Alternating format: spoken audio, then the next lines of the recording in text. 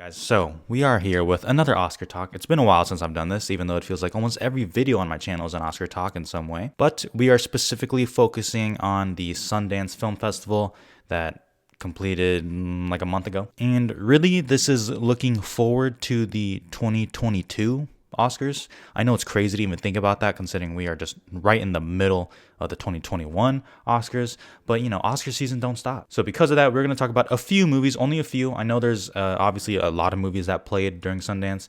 I'm not going to talk about all of them.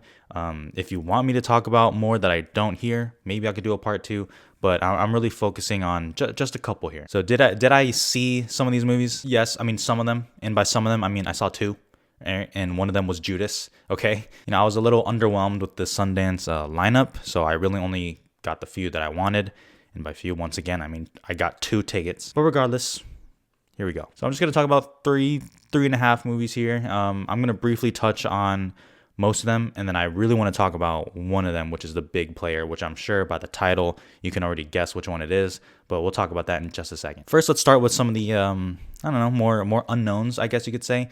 And by unknowns, I just mean in terms of what they're going to do in the Oscar race. I'm going to briefly touch on Flea, which is an animated documentary film. So apparently this movie is really damn good, and I'm kind of bummed I didn't get to see it. So one, obviously it's good. You can see the Rotten Tomato score, the Metacritic, whichever, somewhere out right now. But two, I assume that it can. I don't know why it wouldn't be able to, but I assume it's going to compete in 2 categories, one being animated and documentary. And I believe this is actually a foreign film too. Let me double check on that. Yeah, so it's a foreign film too. So maybe even 3 categories. Don't know if it can really break in. Obviously, we don't know like any movies that's going to be competing next year for the international film, for documentary, a little bit. Animated, you can kind of take a guess, really, because of Pixar's Luca, which is going to come out. But that'd be cool to see a movie like this kind of come out, because I definitely want to see it. So that'd be cool. Now, the next one is Summer of Soul, which is the documentary from Questlove, who you probably know from Jimmy Fallon in his band. That's where I know him from, at least. I don't know if I'm just uncultured, but that's where I know him from. And this movie won pretty much all the documentary awards for Sundance. Kind of swept in a way, and seems pretty interesting. And all I really know about it is it's about the 1969 Harlem Culture Festival. That's all I know about it. Based on just the initial pictures that I've seen, seems like a documentary that kind of speaks to me, at least. I really only love a few things in this world. Obviously I love movies, I love basketball, and I love music. So it kind of fits in with my lane here. And obviously I love my family and girlfriend and stuff. I mean, that's a given. But because of this, because it kind of swept through the Sundance Awards, usually when you see a Sundance winner like that in the documentary, you'll normally kind of see it through to the Oscar race. So, I mean, as of now, I don't know any other documentary besides the one I just said previously in Flea. Frontrunner? I mean, that doesn't mean much as of right now, obviously. But hey, it's cool. So there you go. And before I get to the big boy that I want to talk about, which is the movie I have actually seen, let's talk about Coda. So Coda, kind of like Summer of Soul, swept the drama narrative awards at Sundance pretty much. And Coda is about a teenage girl who is a child of deaf adults, which is what Coda stands for. It's an acronym. And apparently, this is just a straight up feel-good movie. And I've read some of the reviews, and obviously, a lot of them are pretty positive. But, interestingly enough, no one's really talking about it like an Oscar movie. That's just as of right now. I'm not going to take too much stock in that. Who knows how this year is going to go with movies in general. I mean, it could be really promising towards summer, end of summer. Maybe movie theaters are back, or maybe they're just continue to be shut down and streamers kind of have to carry the way. Obviously, Apple TV Plus bought this movie for a record, I believe, $25 million. That could be taken 2 ways. One, Apple is really just trying to, make some noise, right, in the field. Obviously, they're producing some movies with Leonardo DiCaprio and Martin Scorsese, and they really want to, be seriously taken. They want to be taken seriously. Why did I phrase it like that? And Coda seems like a good pickup. I mean, obviously, when it wins all those awards, you would think it would be a good pickup, and I assume it's going to be just a charming, entertaining, maybe have some teary moments here and there, maybe. Once again, I did not see it. Interestingly enough, though, the Metacritic score isn't that high. It's a 72, and I know that's, I guess, pretty normal, and there's been movies with a lot lower Metacritic scores that have gotten in, but still not as high as some of the other movies that I just mentioned. So I'll be interested to see if Coda eventually starts picking up some awards talk, because as of right now, literally all I'm hearing about is just it's a good fun movie and that people will enjoy it. No one's really talking about it like that. Okay, so here's what I really wanted to talk about.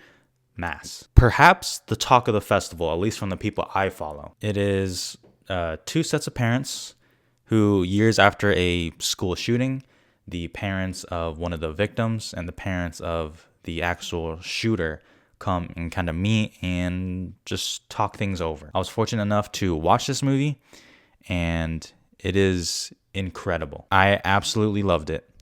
I have not stopped thinking about it since I watched it. And it kind of pains me to know that I'll probably have to wait several months until I can see it again. One, it's directed by Fran Kranz, who you probably best know him as an actor, actually, in The Cabin in the Woods. That's where I know him from. And, maybe if you're a person of culture, Diary of a Wimpy Kid. But mainly The Cabin in the Woods. And he wrote and directed this movie, and it is his first ever feature. And goddamn, it's fucking good. So this isn't going to be a full review of Mass. I do plan on reviewing it, but I kind of want to wait a little bit, maybe until like the trailer drops or something like that, when more people are kind of aware of the movie before I post a review.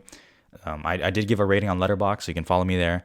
If I'm being honest, I might bump up that rating once I see it again, considering I haven't stopped thinking about it. But that's neither here nor there. So this is the talk of the town for the 2022 Oscars, and it really feels like the first movie that has come out and is completed that has that kind of buzz. What's the buzz about? We can talk about screenplay and picture, stuff that obviously I think are deserving now. I know I'm recording this in late February, okay? So there's movies that we don't even know is coming out that are going to come out and just take over. But, I agree with those assessments. But even if those don't come to pass, which I will touch on, one thing that I firmly believe will still be in the talk is the acting. Jason Isaacs, Martha Plimpton, Ann Dowd, and Reed Birney. Holy shit. The most well-known is probably Jason Isaacs, I guess. I mean, you probably best know him as Lucius Malfoy from the Harry Potter series, or Ann Dowd from Hereditary. That's where I know them from. And then you have Martha Plimpton and Reed Birney. This is acting. Like Jason Isaacs and the people in Mass really felt like they were in their characters while also being just a masterclass of acting. And I would be shocked if I didn't hear at least one of their names called on Oscar nomination morning. Obviously, there's no confirmed placements, but I would assume Jason Isaacs and Martha Plimpton would be campaigned Best Lead, and then Ann Dowd and Reed Birney are campaigned in Best Supporting. I think a lot of them get the same amount of screen time, but it's, it feels mostly on Jason Isaacs and Martha Plimpton's family, and it's amazing. I mean, so that's one thing where it manages to avoid a lot of political shit where, people on one side would get offended or whatever. The screenplay is so tight and impactful. I mean, every single word they say, it's riveting. Now, I'd fully love a movie where it's like one location, they're just talking it out, assuming it's actually interesting. And yes, with this movie. So that's another thing I hope gets recognized too in terms of the screenplay, because I think it is a fantastic screenplay. I hope it does. See, my mind is like going all over the place right now because I just want to keep talking about this movie. But one, I've never seen Jason Isaacs act better. I think, okay, so if you ask me, out of all the actors, who has the best chances of getting nominated, I think it's Jason Isaacs, Martha Plimpton, and Dowd. Okay, and I know I just said 3 out of 4, so that really doesn't. That's kind of like cheating, but all 3 of them, to me, had the best chance. Reed Birney is excellent too, and I do want him to get talk. It's just, out of everyone, I think he has the least yelling, crying, you know what I'm saying? So because of that, I think he might suffer a bit, but even still, I can still see him being talked about. I hope all 4 of them get talked about too. That would be amazing. I hope Jason Isaacs, Ann Dowd, Martha Plimpton, I hope they all get some fucking recognition. In terms of picture, I mean, Jesus Christ, it is, that's literally too early to think about. I can't imagine Mass falling out of my top 10 this year unless this year is just has some fucking bangers like 2019 did.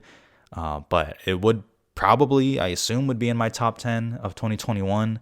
and I would hope it gets Best Picture nomination. But, you know, I'm saying that so lightly because, yeah, it's just too early. We don't know. All I know is I saw this movie over a month ago, and I have not stopped thinking about it since. And this is really the first true 2022 Oscar contender that is done and completed, and that's exciting. So that's all I just wanted to say. You know, this was just kind of more of a rant, I guess you could say. I hope you guys look out for these movies, and particularly Mass, when it comes out eventually, which is weird because it hasn't been bought by anyone yet. Like, you know, you can buy movies, you know, like I just said, Apple bought Coda. No one has bought Mass yet, which is a little weird. I hope it gets a nice little home with a studio that recognizes that this is an Oscar player and they should campaign the shit out of it. I hope it does. It feels like a Sony Pictures classic kind of movie, maybe Searchlight or something like that. I would hope it goes to Searchlight. I think Searchlight does a great job campaigning, whatever. But yeah, look out for Mass when it eventually does come out. So that'll be it for me, though. Thank you guys for watching. Stay safe.